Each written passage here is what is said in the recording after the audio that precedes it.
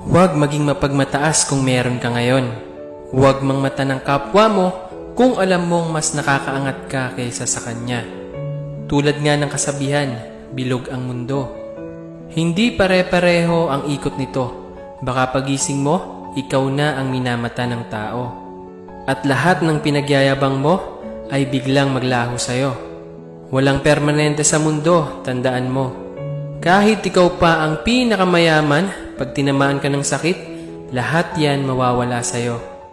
Ugaliing maging mapagkumbaba, meron ka man o wala. Kasi pag nawala ka sa mundo, lahat ng yaman mo maiiwan yan sa lupa. Ikaw lang ang mawawala. Pero yung kabutihang pinapakita mo sa kapwa mo, di yan mawawala. Bato-bato sa langit, ang tamaan, huwag magalit.